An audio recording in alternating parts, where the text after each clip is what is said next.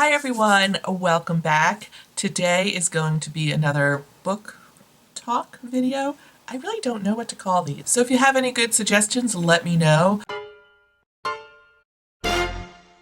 What we're going to do is just talk about a couple of books that I've read recently, and I'll give you a really brief synopsis of the story, like really brief, and my thoughts on it. So let's just dive right in. The first book is called The Whisper Network by Chandler Baker. And this was a really different kind of story for me. The story is about a group of women who all work at the same place of employment.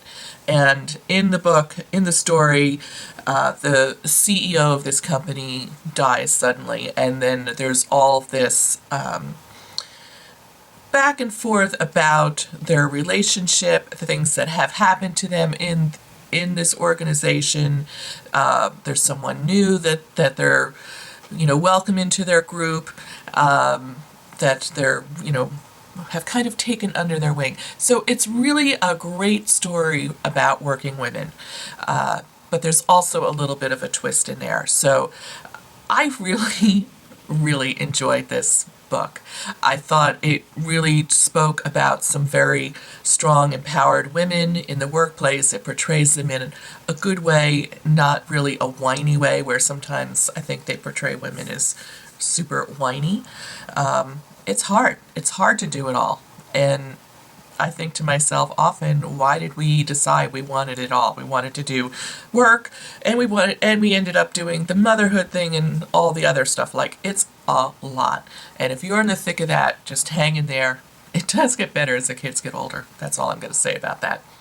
But I really enjoyed this book. It held my interest. It had a really interesting twist to it, and I did not see it coming at the end. So that's usually a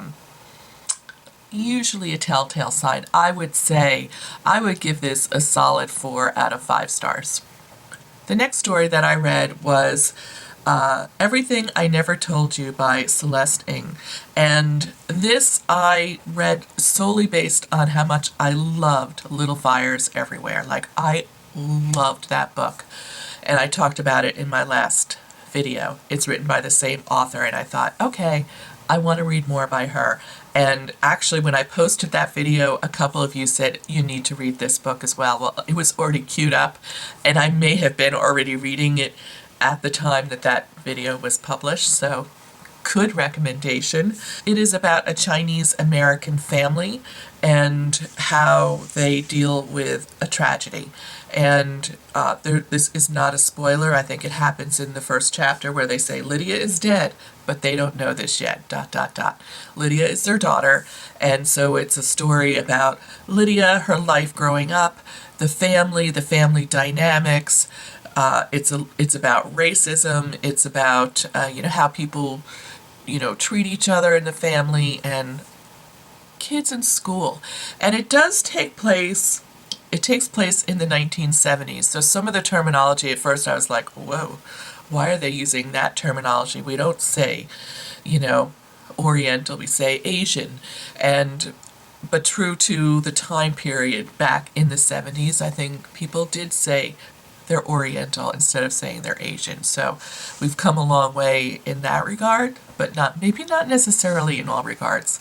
And my job here isn't to contemplate that, but it was a little surprising when I first was listening to the story, because I did listen to this story in my commute, and I was like, whoa, why are they using that? And then I realized that the time period that most of this takes place is during the 1970s, and it was a different time back then.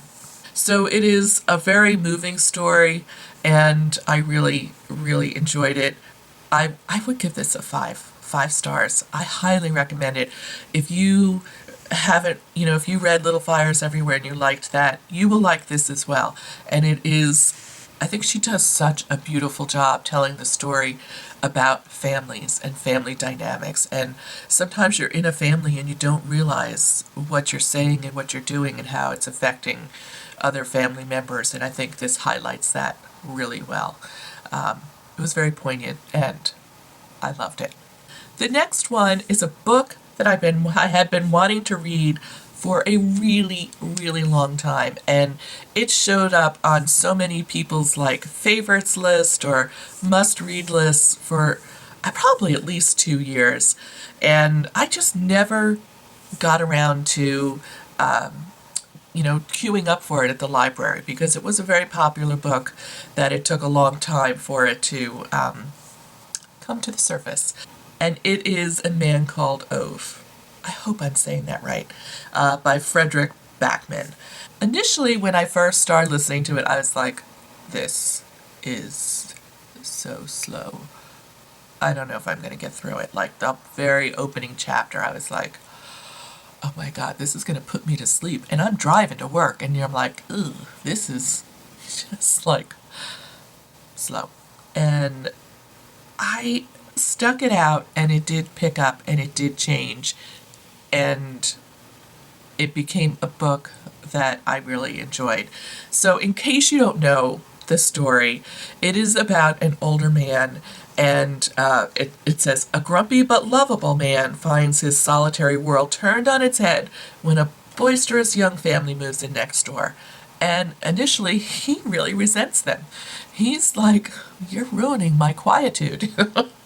And they just keep moving on past that and just keep interacting with him, and it really changes him in such a positive way.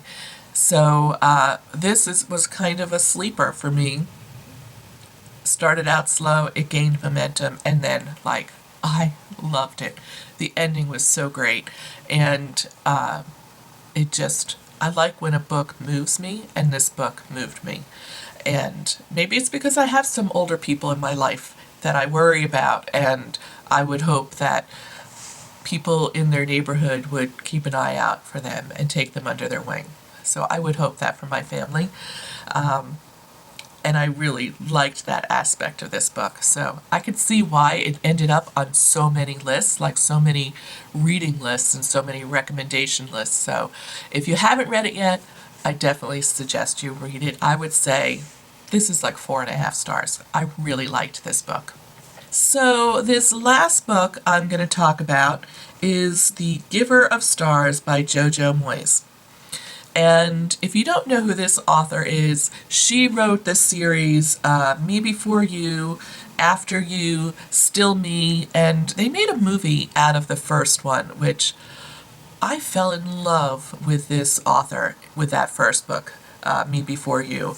And in the movie, Emilia Clarke has the leading role, and she does such a great job. You know, that story is about a man in a wheelchair that the family hires her to like be his caregiver / companion, and you know, their whole story, which if you haven't read that or that whole series, absolutely read it. It's awesome. It's so great, and I love the voice that she uses in that story, and I was expecting a similar kind of voice in this story. It has a little bit of a different tone and a very different topic. So this story, I'm just going to read this. It's set in the Depression era in America. It's a story of 5 extraordinary and eclectic women and their remarkable journey through the mountains of Kentucky as they deliver books. Was part of a literacy program initiated by Eleanor Roosevelt to bring literacy to the poorer parts of the country, in particular the mountains of Kentucky. And it was called the Packhorse Library Project. And I actually looked it up. It was a real thing. I didn't realize that while I was reading it. I kind of didn't know. I didn't know anything about it. And so it is the story of these women during a very different time where women didn't have all the rights that they have today, but they wanted to do something good to their community. This takes place in a mining community, so these people are very poor, and there is quite a disparity between people who work in the mines and people who don't work in the mines. But these women, their role was primarily to deliver books into the mountains where people, often didn't leave their homestead. They stayed there, and if they didn't have these women coming by, they wouldn't have any interaction with anyone from town. So I thought that was super interesting. One of the main characters is actually British. She marries someone, she meets her husband abroad, and they move back here, and this is where she's living. So there's a whole cultural assimilation process that she has to go through, and then, you know, her lifestyle delivering these books is so different from the lifestyle that she left in England, and how she embraces that and becomes a part of that culture. It's quite a journey for her. I really thought this book was awesome, and I definitely give it 5 stars. I highly recommend it. I waited for weeks and weeks and weeks for this to become available. I was so excited when it became available. I was like, yes! And it did not disappoint. Even though when I first started, I was like, oh, this is really different, because I thought it would be more contemporary than it was. But once I got used to the idea of that, I did actually really enjoy the story so much. And I think they could make this into a beautiful movie. I think it would be really interesting. So if you want to learn more about the Packhorse Library, just look down below and I'll include it in the links down there, because I thought it was kind of interesting. I have seen a lot of people say this was one of my New Year's resolutions for this year, so I want to read more. And I 110 support that. And, you know, whether you do it with a physical book or you listen to an audiobook, you know, both are good. One, you know, it's a totally different reading experience. I really like audiobooks because I can be cleaning, I can be commuting, I can be riding around in my car listening to the story. So it kind of helps fill that time a little bit. So I really enjoy the audiobooks, and like I said in my earlier video, I get them from the library and they're free. If they don't have it, then I just don't read that book. I don't know why, I just don't want to pay for it. Is that cheap? I upload videos every Saturday morning, and I'll link a link to last week's video right up here. And I think on this side, I'll include a link to my last book talk video. Please, if you have like a snappy little title for this series, I guess, leave a suggestion down below. Thank you so much, and I'll see you real soon. Bye.